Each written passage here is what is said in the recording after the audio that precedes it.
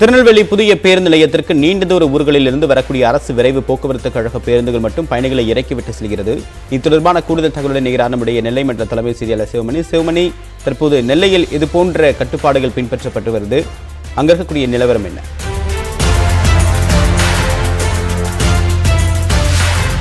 நிச்சயமாக நம்ம தற்போது திருநெல்வேலி புதிய பேருந்து நிலைய பகுதியில் இருக்கிறோம். இந்த பேருந்து நிலையத்திற்கு நாள்தோறும் பரபரப்பாக காணப்படக்கூடிய இந்த பேருந்து நிலையம் அப்படிங்கிறது திருநெல்வேலி வழக்கமாக இங்கே ஒரு நாளைக்கு 1000க்கும் மேற்பட்ட பேருந்துகள் வந்து செல்லக்கூடிய பேருந்து நிலையம். இந்த பேருந்து நிலையம்ங்கிறது தற்போது வெறிச்சோடி காணப்படுகிறது. தூய்மை பணியாளர்கள், மாநகராட்சியின் தூய்மை பணியாளர்கள் மட்டுமே பணியாற்றக்கூடிய நிலை இருக்கிறது.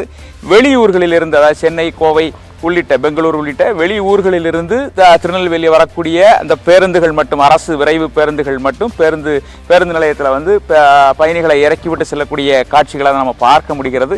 இரவு நேரத்தில், அதாவது நள்ளிரவு நேரத்தில் இங்கே வந்தவர்கள் நேற்று இரவு முதல் இரவு 10 மணி முதல் 31 மணி நேர ஊரடங்கு அப்படிங்கிறது துவங்கி இருக்கக்கூடிய நிலையில் இன்று முழு ஊரடங்கு அப்படிங்கிற நிலையில் மக்கள், அதாவது வெளியூர்களிலிருந்து நள்ளிரவு வந்த மக்கள் அவர் வீடுகளுக்கு செல்ல முடியாமல் இங்கேயே தங்கியிருந்த காட்சிகளையும் பார்க்க முடிந்தது. தற்போது அவர்கள் இன்று காலை விடிந்த பிறகு அவர்கள் தங்கள் வீடுகளுக்கு நடந்தே செல்லக்கூடிய நிலையும் இருக்கிறது. ஆட்டோ உள்ளிட்ட வாகனங்கள் ஏதும் இயங்காத நிலையில் ஒரு சிலருக்கு அவர்கள் வீடுகளிலிருந்து 2 சக்கர மற்றும் 4 சக்கர வாகனத்திலிருந்து வருபவர்கள் அவர்களை அழைத்து செல்லக்கூடிய நிலையும் காணப்படுகிறது. எப்போதும் பரபரப்பாக காணப்படக்கூடிய இந்த பேருந்து நிலையம் அப்படிங்கிறது தற்போது ஆள் அரவமின்றி வெறிச்சோடி காணப்படக்கூடிய நிலை இருக்கிறது. திருநெல்வேலி மாவட்டத்தை பொறுத்த வரைக்கும் திருநெல்வேலி மாவட்டம் மற்றும் மாநகர பகுதியில் 50க்கும் மேற்பட்ட சோதனை சாவடிகள் அமைக்கப்பட்டிருக்கிறது.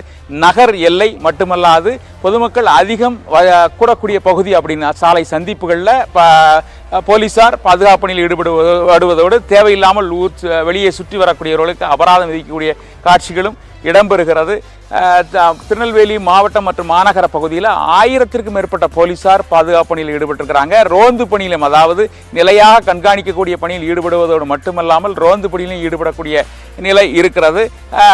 20க்கும் மேற்பட்ட ரோந்து வாகனங்களில் அவர்கள் காவலர்கள் ரோந்து பணியில் ஈடுபடுகிறாங்க. திருநெல்வேலி பகுதியில் அந்த உணவகங்கள் நேரடியாக அவர்கள் வீடுகளுக்கு சென்று உணவுகளை வழங்குவதற்கான அந்த உத்தரவு அப்படிங்கிறது, அதற்கான அனுமதி அப்படிங்கிறது தமிழக அரசால் வழங்கப்பட்டிருக்கிற நிலையில் அதற்கான பணிகள் மட்டும் நடைபெறுகிறது. பொதுவாக மாநகர மற்றும் மாவட்ட பகுதியில் இருக்கக்கூடிய கடைகள் முழுமையாக அடைக்கப்பட்டிருக்கிறது. மாநகர பகுதியில் மட்டும் 20,000க்கும் மேற்பட்ட கடைகள் முழுமையாக அடைக்கப்பட்டிருக்கிறது. தேவா, உங்களுடைய விரிவான தகவலுக்கு நன்றி சிவமணி.